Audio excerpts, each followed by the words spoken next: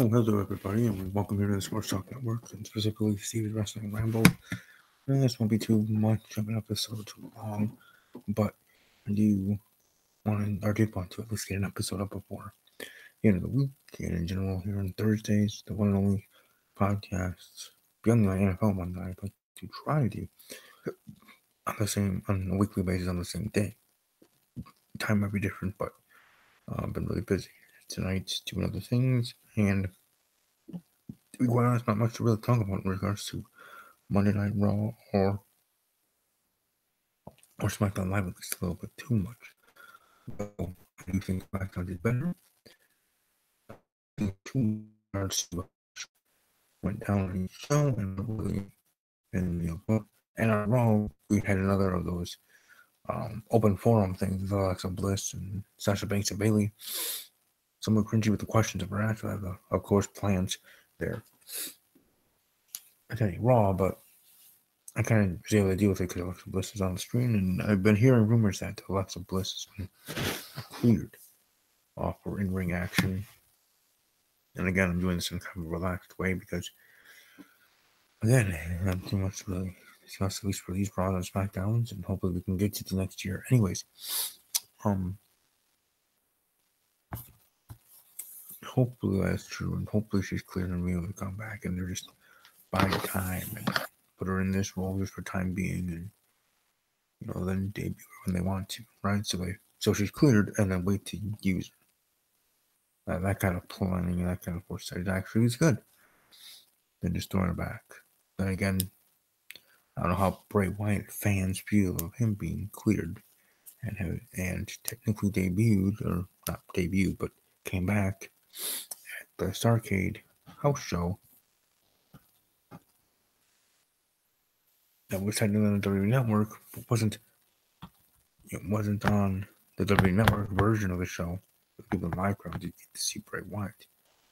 So for them, they're trying to wait to see when they're going to, or plan to, or whatever with Bray Wyatt, and have him return on camera on the programming Raw. And otherwise, see how that goes moving forward to SmackDown. So either way, it's going to be interesting to see how everything goes moving forward in regards to that, in regards to Alexa Bliss and everything, in the women's division, when we have the women's tag team titles. Really bringing that up. Her and Sasha want to be the first ever women's tag team champions. Well, let's see if that happens. We'll see how it goes, even if it does. The unknown.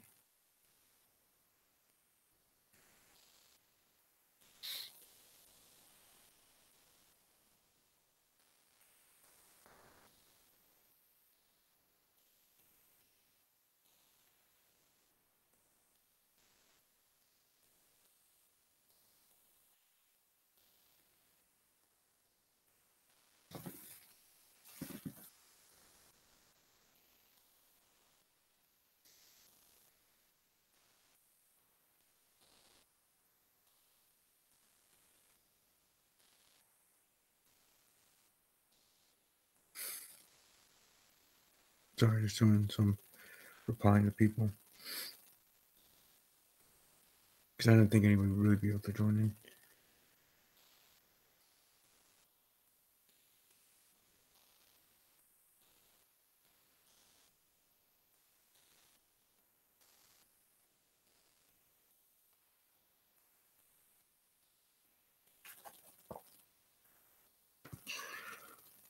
But in regards to Raw, in regards to SmackDown, not too much going on. Those shows, though they weren't terrible. In SmackDown, you had the contract signing for the women's title triple threat match. Becky Lynch versus Charlotte Flair versus Asuka for the SmackDown women's title. So that's interesting. Raw, you have Dean Ambrose and Seth Rollins being the number one P in the Raw brand heading into TLC. Taking division being what it was, you had Rhino and Heath Slater one-on-one in a match, lose or lose WWE sort of thing. And in the end, Rhino lost. Bringing the news that he's planning to retire, did make a retirement announcement during the commercial break to the live crowd. So, happy trails in a sense to Rhino, one of the ECW originals. How do you the best, whatever his future endeavors are? Maybe he'll work backstage as an agent or otherwise.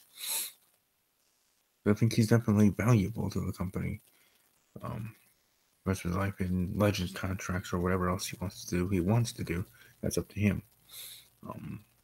Shawn Michaels, when he retired, he didn't go right away to work at NXT or do anything like that. He really stayed retired truly for a while, and then his buddy Triple H, who runs NXT pretty much, must have persuaded him to do work there. So that's what he does now, and I'm sure he enjoys it. Where he doesn't have to travel so much, or travel as much Triple H does, I'm sure, as a future owner and other reasons. But still, still have that that feel that you and that interaction with other wrestlers, the boys, the people, less the fans because you're not wrestling anymore, but you get to still feel the crowd and we're watching backstage during a segment during NXT or something.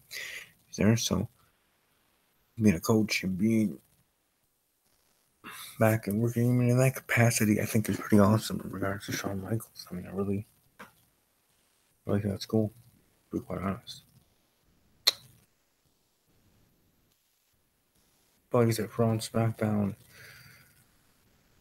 it's just we're just in that time of year. It's unfortunate, right? You don't have to focus so much with the wrestling stuff and family time and holiday shopping or holiday family Christmas lights extravaganza during the evenings or whatever stuff like whatever your family does. People coming over,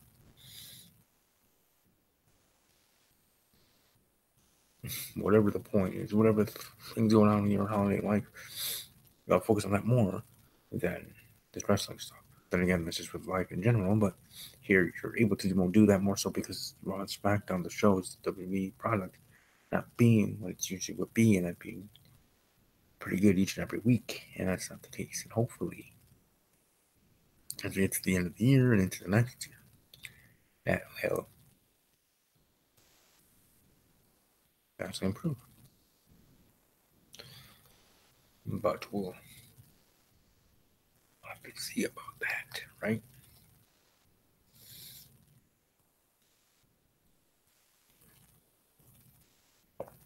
I certainly hope so. But what do I know? We'll see.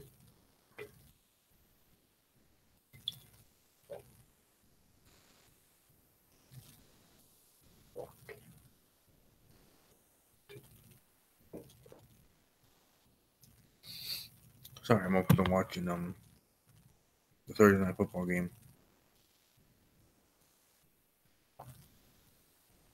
But like I said, Raw, SmackDown, not too much going on. But looking forward to seeing how things are moving forward. Heck, if their shows are better, my shows will be better each and every week. And hopefully, the guys will be able to join me next week because we're having a prediction show for TLC next Thursday already. So once we get past TLC, once we're into the final Monday Night Raw of 2018, heading into the first Raw of 2019, I'm sure things will vastly improve. And I'm also sure, or very confident in the fact that now, after TLC and the Raw after and moving forward, of course, we're on the road to the Royal Rumble, and I'm sure the Raws and SmackDowns will pick up pretty quickly. For sure. I mean, why that wouldn't be the case.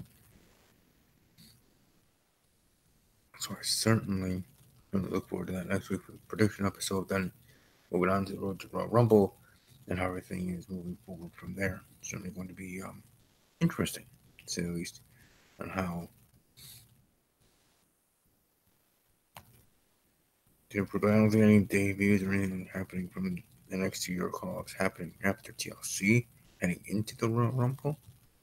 And even NXT stars that are in the Royal Rumble match are, they're not being called up. I mean, be just there for the Royal Rumble. Go back to NXT, but have a little glimpse of what it is with being in the main roster and then go back. But either way, it's going to be very, very interesting for sure. But like I said, the number one feud for Raw is Seth Rollins, Dean Ambrose, and the number one feud for SmackDown Live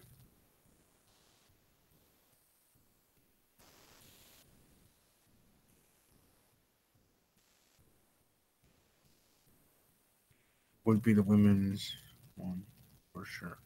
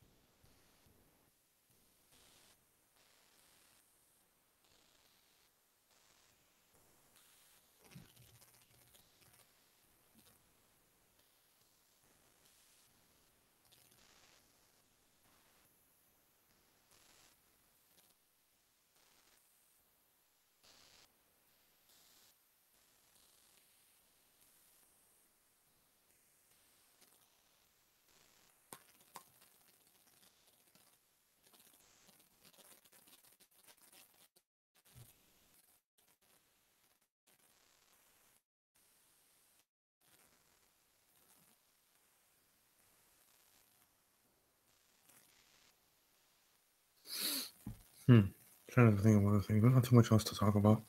Trying to see if I can at least get 10 minutes of this video. But don't worry, next week will be better. Next week we'll have guests and other people, hopefully team members. Sorry about that too.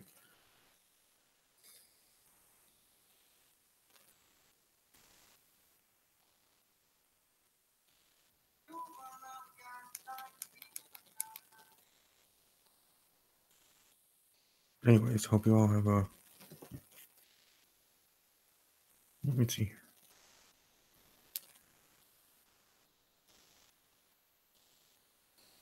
Yeah, so hope you guys all have a great rest of your evening, your day, and above all else, as always, take care.